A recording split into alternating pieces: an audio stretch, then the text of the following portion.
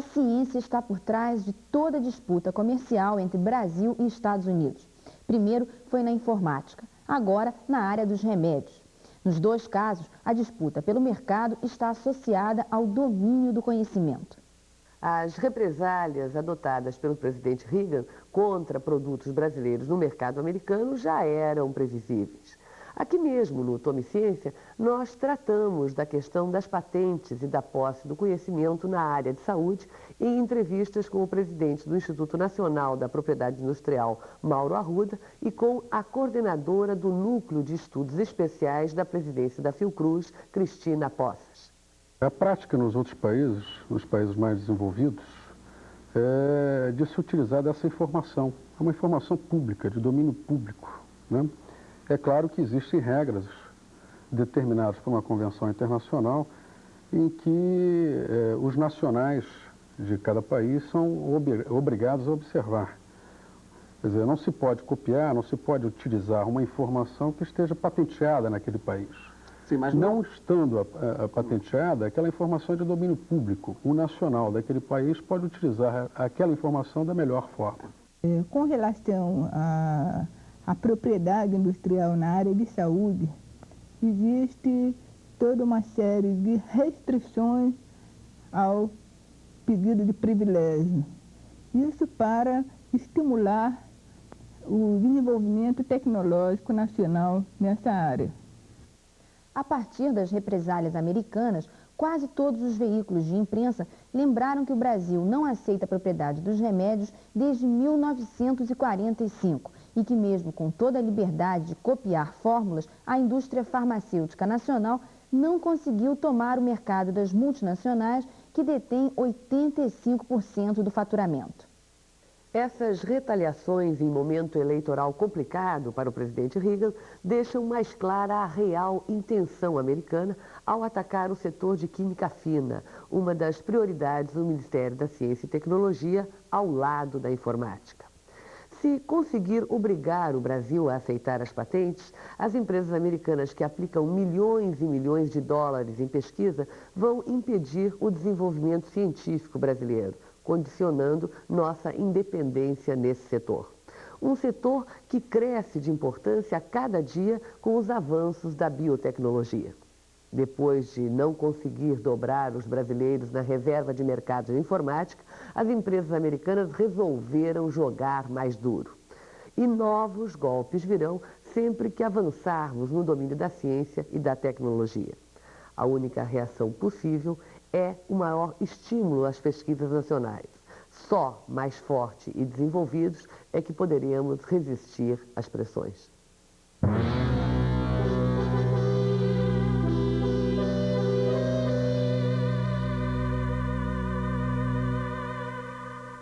A universidade está em crise. Na 40ª reunião anual da SBPC, como não podia faltar, os reitores se reuniram para discutir a universidade. Nesta reunião, no Conselho Universitário, foram reavivados alguns temas que estão sendo avaliados no meio acadêmico. Como é que a Sociedade Brasileira para o Progresso da Ciência vê o momento de crise atual nas universidades brasileiras? Com uma expectativa muito grande, nós não chegamos a pensar que exista necessariamente uma crise. Porque, como nós ouvimos durante essa reunião até hoje, a questão da universidade está preocupando vários países, né? Não é só o nosso. E o nosso de maneira especial. E eu acho que nós temos que refletir muito sobre a universidade e temos que chegar nessa reflexão a propor novas maneiras dela se estruturar, discutir a qualidade daquilo que ela está fazendo em termos de ensino, em termos de pesquisa principalmente, e chegarmos assim a ter uma universidade que produza mais conhecimento, porque é desse conhecimento que nós estamos precisando no país. É preciso dizer primeiro que é lamentável que haja falta de verbas do setor público para as universidades. Agora, sendo essa a realidade, a primeira obrigação da universidade é sobreviver e com qualidade. E para isso ela tem que obter verbas. Então ela tem que ser dinâmica e criar uma nova aliança na sociedade. De tal maneira que a população pressione o governo para que nós obtenhamos verbas. E, além disso, obtenhamos verbas diretamente, através de, por exemplo, empresas privadas que estejam interessadas em investir na universidade sem a universidade ceder na sua autonomia. Outro ponto fundamental diz respeito à pesquisa e sua aplicação prática. Professor, existem pesquisas que apresentam resultados concretos, outras levam anos para aparecer, o que não quer dizer que elas sejam menos importantes. Qual a condição de mensurar isso? Olha, a maneira de medir o resultado de pesquisa científica é bastante complicado. O processo que se usa usualmente é a avaliação pelos pares. Isto é, quando se tenta publicar um trabalho numa revista e essa revista tem um conselho editorial que aceita a publicação, isso significa que a pesquisa teve sucesso e é relevante, porque outros cientistas lerão a pesquisa e poderão se beneficiar daqueles resultados. Se ele não for publicado ou se não for aceito para publicação, isso significa que a pesquisa efetivamente não teve sucesso. No momento de crise como o atual, o senhor acha que a pesquisa universitária deve se voltar para a indústria? Não toda, evidentemente, porque a finalidade da universidade não é se atrelar ao sistema produtivo unicamente. Eu acho que dentro da universidade é preciso preservar um espaço para a pesquisa desinteressada, isso é para o aumento do saber e do conhecimento. Isso é particularmente verdadeiro nas áreas de humanidades.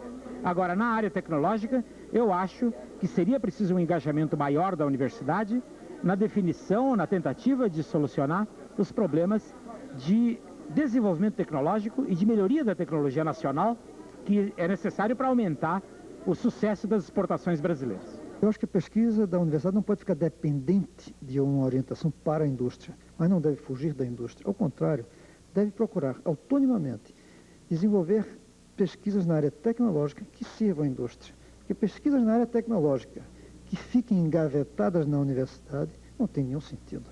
A pesquisa tecnológica só dá resultado quando se plasma no real. E isso não é a universidade que faz, isso é a indústria que faz. Num país socialista, é a indústria do Estado. Num país capitalista, obviamente, é a indústria privada. Nós não podemos fugir disso, não devemos fugir disso. Agora, não podemos ser tutelados por isto. A diversificação do sistema universitário também estava na pauta. Os reitores acham que deve haver a associação cooperativa das universidades e não a unificação, já que existem claras diferenças regionais.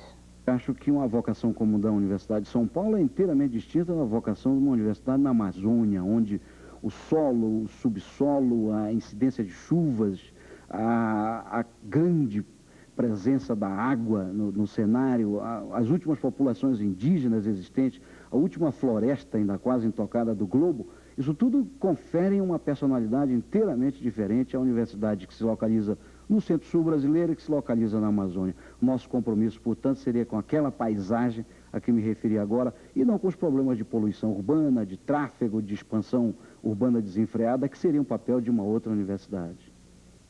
Os debates sobre a universidade resgatam uma antiga questão: o ensino público gratuito e o papel da universidade junto à sociedade. A concepção de universidade como centro de produção do saber voltado para a própria sociedade é uma marca da atual administração da UFRJ, que inclusive criou um núcleo de vídeos para mostrar que a Universidade Federal do Rio de Janeiro trabalha junto com a sociedade. Apesar de ter apenas um ano de existência, o Núcleo de Criação e Produção da UFRJ já realizou diversos vídeos apresentando um lado pouco conhecido da produção acadêmica. Como este vídeo que apresentaremos hoje no nosso canal aberto, um espaço especialmente criado para divulgar a produção do vídeo das universidades brasileiras e de nossos cientistas.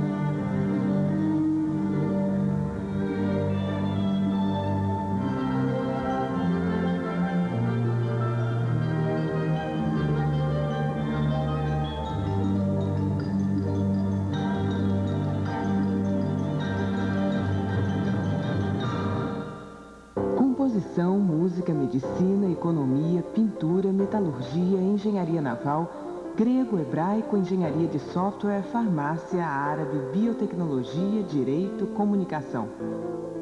Mais de 3.300 disciplinas, uma certeza. A Universidade Federal do Rio de Janeiro trabalha para construir uma consciência social, um saber comprometido com o avanço da sociedade. 29.200 alunos, 3.360 professores, 500 estagiários, 8.000 funcionários. Ensino, pesquisa e extensão integrados para uma universidade diferente.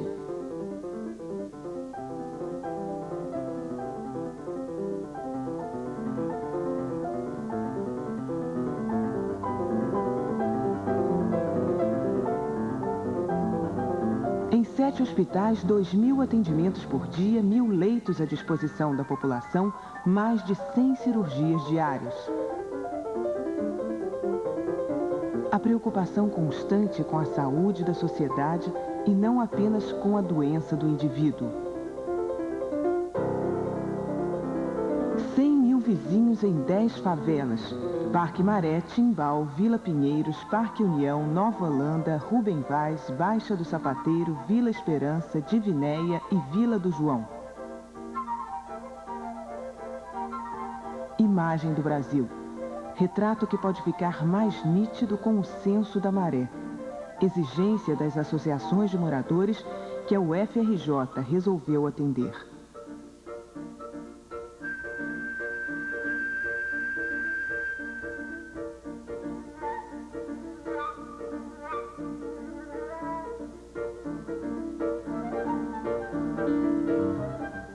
São mais de 3.000 bolsas de pesquisa por ano para alunos de graduação, vinculando cada vez mais ensino, pesquisa e extensão. A UFRJ possui 11% dos cursos de pós-graduação do Brasil. É considerada um dos grandes centros de pós-graduação da América Latina.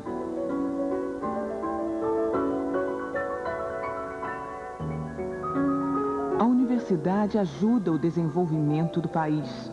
O direcionamento das pesquisas procura reforçar os interesses da independência e do crescimento tecnológico, sempre a construção social do saber.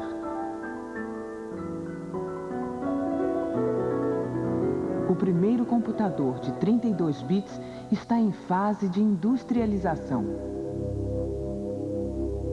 O maior centro de processamento de dados instalado numa universidade está na UFRJ. As aplicações não se restringem às sofisticadas pesquisas de ponta. 8 laboratórios estão abertos ao uso comunitário.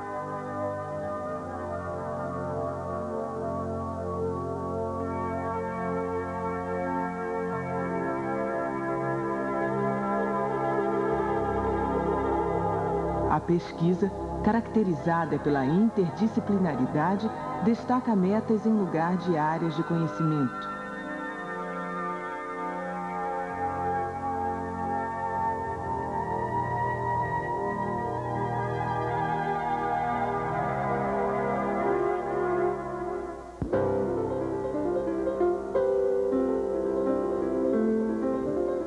No campus do Fundão, concentram-se pesquisas de tecnologia do país.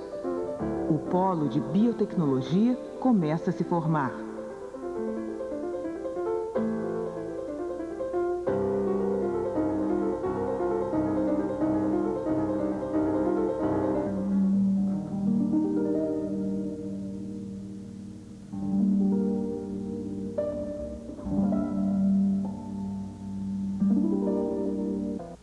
A extensão universitária vem se desenvolvendo como uma forma de construção e criação da consciência cultural da população.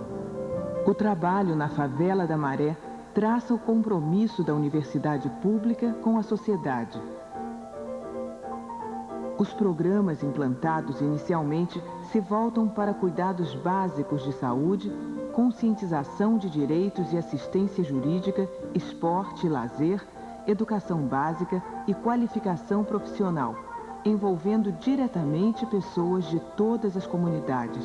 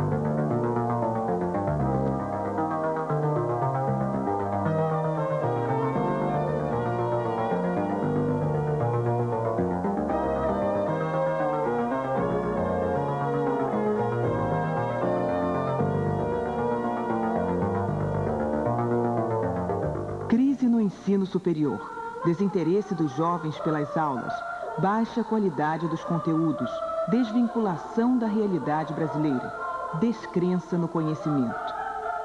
O trabalho vem recuperando o patrimônio físico e cultural. A avaliação do desempenho acadêmico leva ao exame de novas propostas curriculares.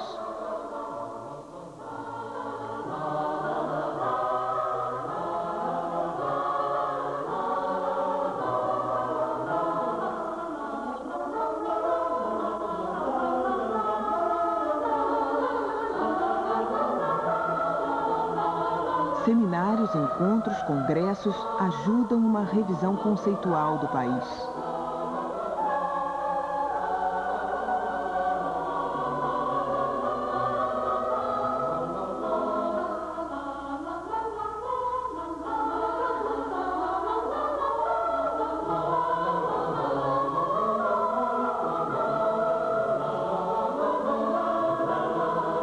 O Fórum de Ciência e Cultura tem difundido para a sociedade as novas elaborações do pensamento e das artes.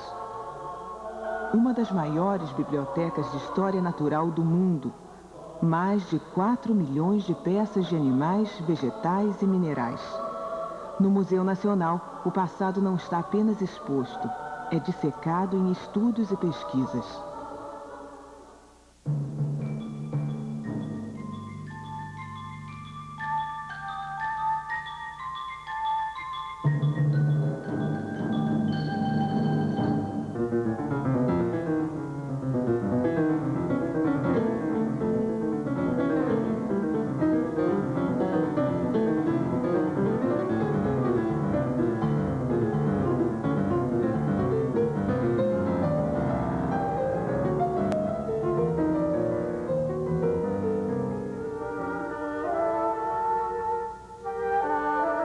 Quatro 4.355 vagas para o primeiro vestibular isolado, após anos e anos de múltiplas escolhas e critérios únicos estabelecidos pelo antigo vestibular unificado.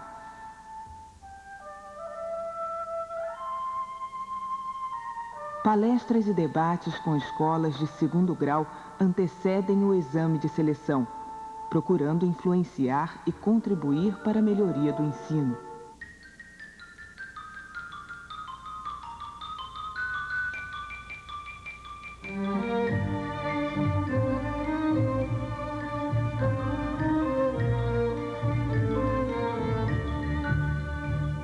Melhorar. Colocar a universidade a serviço de um saber comprometido com o povo brasileiro, para que o ensino público ajude a formular políticas sociais e a formar profissionais capazes de transformar, com visão crítica, a sociedade. Essa a política da Universidade Federal do Rio de Janeiro. Por isso, trabalhamos.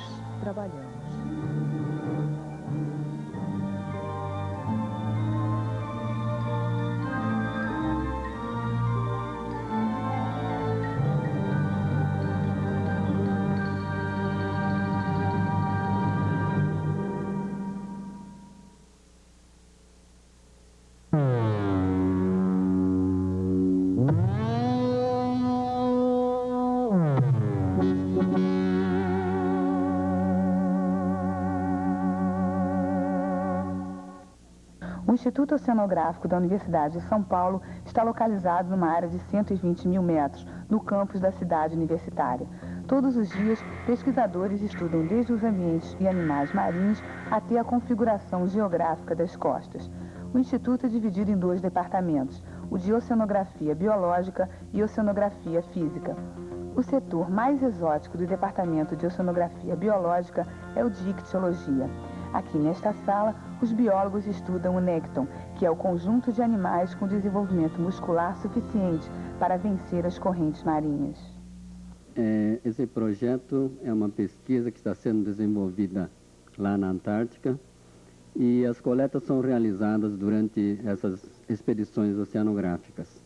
São feitas lances de pesca, principalmente no momento no Estreito de Bransfield, e os peixes então capturados, eles são conservados e são posteriormente trazidos para serem trabalhados aqui no laboratório.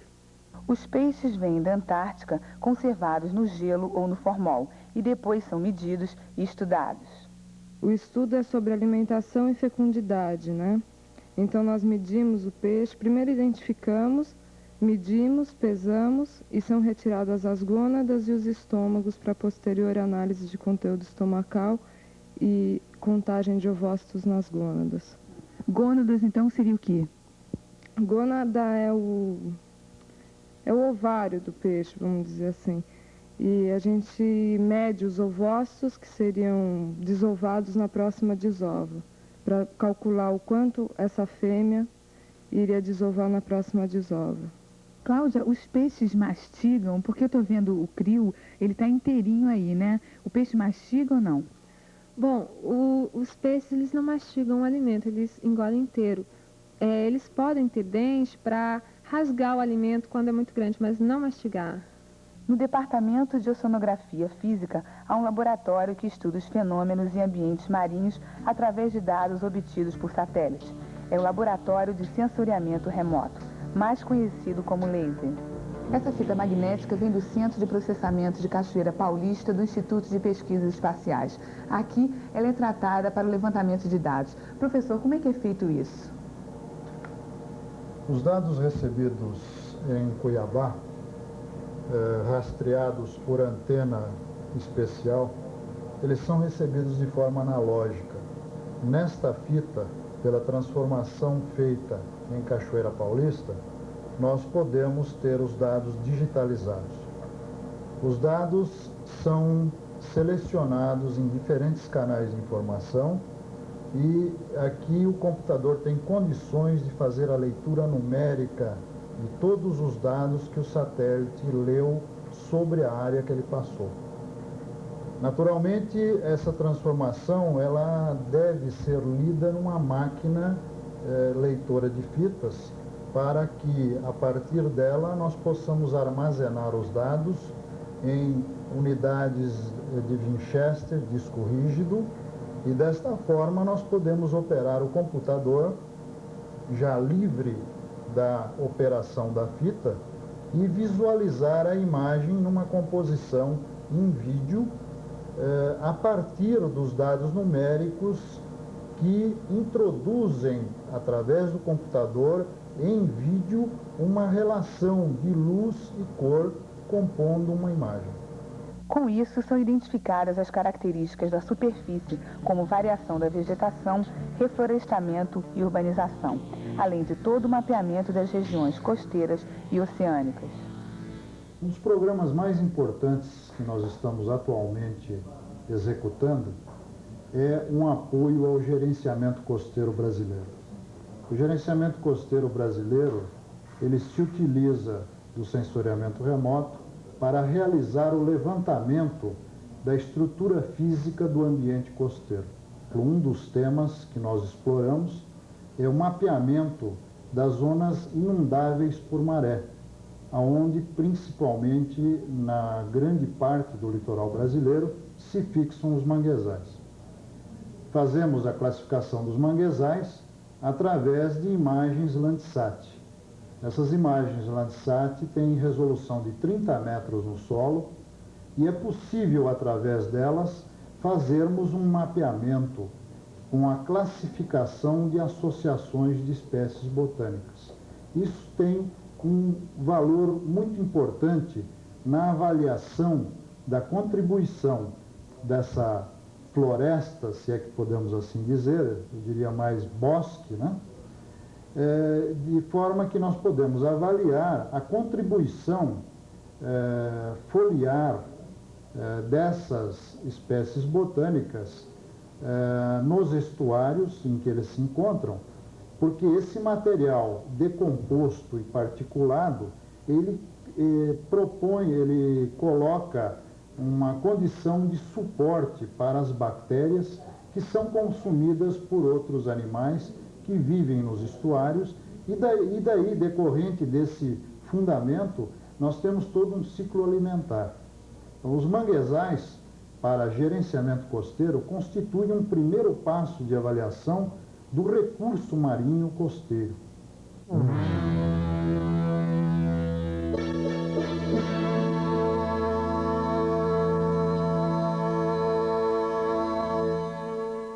Os alunos das 3 séries do 2º grau já sabem. O Instituto Oceanográfico, em São Paulo, é um dos centros de pesquisa que pode ser visitado pelos vencedores do Prêmio SACE de Ciência e Tecnologia. E para quem ainda não sabe como participar do Prêmio SACE de Ciência e Tecnologia, aí vai o número da nossa caixa postal. 3916, Rio de Janeiro. Novamente, para ninguém perder. Caixa postal 3916, Rio de Janeiro. É só escrever que a gente manda logo o regulamento. Participe do Prêmio SACE, você também.